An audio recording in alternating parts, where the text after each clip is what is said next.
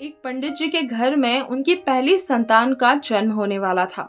उनका नाम पंडित विष्णुदत्त शास्त्री था। पंडित जी ज्योतिषी के प्रकांड विद्वान थे और उन्होंने दाई से कह रखा था कि जैसे ही बालक का जन्म हो, नींबू प्रसूति कक्ष से बाहर लुढ़का देना। बालक जन्मा लेकिन बालक रोया नहीं, तो दाई ने हल्की सी चपत उसके तलवों में दी और पीठ को मला और अंततः बालक रोया। दाई ने नींबू बाहर लुढ़काया और बच्चे की नाल आदि काटने की प्रक्रिया में व्यस्त हो गई।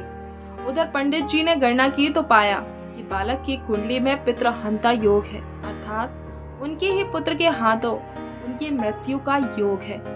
पंडित जी शोक में डूब गए और अपने पुत्र को इस लाक्षण से बचाने के लिए बिना कुछ कहे बताए घर छोड़कर चले गए। 16 साल बीत गए।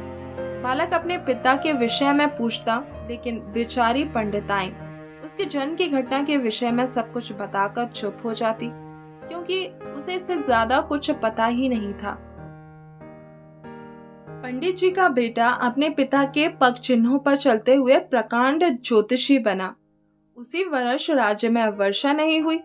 राजा ने डोंडी पिटवाई, जो भी वर्षा के विषय में सही भविष्यवाणी करेगा उसे मुंह मांगा इनाम मिलेगा, लेकिन गलत साबित हुई तो उसे मृत्यु दंड मिलेगा।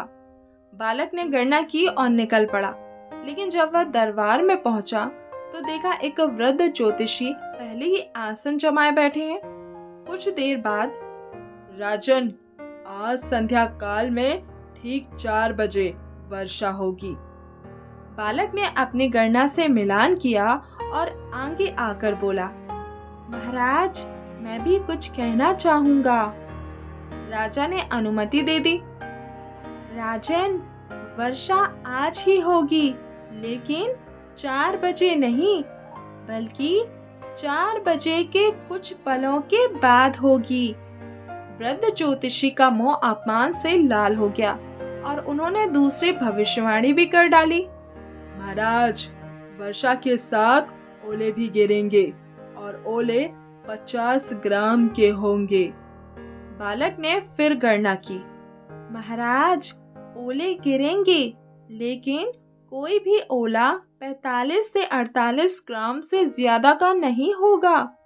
अब बात ठन चुकी थी। लोग बड़ी उत्सुकता से शाम का इंतजार करने लगे। 3:30 तक आसमान पर बादल का एक भी कतरा नहीं था, लेकिन अगले 20 मिनट में क्षितिज से मानो बादलों की सेना उमड़ पड़ी। अंधेरा सा छा गया, बिजली कड़कने लगी, लेकिन 4 बजने पर भी एक बूंद पानी की ना गिरी। लेकिन जैसे ही 4:02 हुए, धरासार वर्षा होने लगी। वृद्ध ज्योतिषी ने सिर झुका लिया। आधे घंटे की बारिश के बाद ओले गिरने शुरू हुए। राजा ने ओले मंगवाकर तुलवाए। कोई भी ओला 50 ग्राम का नहीं निकला। शर्त के अनुसार सैनिकों ने वृद्ध ज्योतिषी को गिरफ्तार कर लिया और राजा ने बालक से इनाम मांगने को कहा। महाराज, इन्हें छोड़ दिया जाए। राजा के संकेत पर वृद्ध ज्योतिषी को मुक्त कर दिया गया। बजाय धन संपत्ति मांगने के तुम इस अपरिचित वृद्ध को मुक्त क्यों करवा रहे हो? बालक ने सिर झुका लिया और कुछ क्षणों बाद सिर उठाया तो उसकी आंखों में आंसू बह रहे थे, क्योंकि 16 साल पहले ये मुझे छोड़कर चले गए थे। ये मेरे पिता श्री विष्णुदत्त शास्त्री हैं। वृद्ध ज्योतिषी चौंक पड़ा। दोनों महल के बाहर चुपचाप आए, लेकिन अंततः पिता का वात्सल्य छलक पड़ा और फफक कर रोते हुए बालक को गले लगा लिया। आखिर तुझे कैसे पता लगा कि मैं ही तेरा पिता विष्णुदत्त हूँ?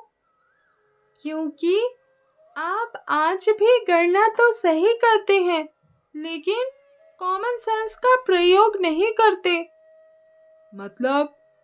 वर्षा का योग 4 बजे का ही था, लेकिन वर्षा की बूंदों को पृथ्वी की सतह पर आने में कुछ समय लगेगा कि नहीं? ओले 50 ग्राम के ही थे, लेकिन धरती तक आते आते कुछ पिघलेंगे कि नहीं? और दाई माँ बालक को जन्म लेते ही नींबू थोड़े ही फेंक देगी। उसे कुछ समय बालक को संभालने में लगेगा कि नहीं? और उस समय ग्रह संयोग भी तो बदल सकते हैं और पितृ हंता योग पितृ रक्षक योग में भी तो बदल सकता है ना। पंडित जी के समक्ष जीवन भर की त्रुटियों की श्रृंखला जीवित उठी और वह समझ गए केवल 2 शब्दों के गुण के अभाव के कारण वह जीवन भर पीड़ित रहे और वह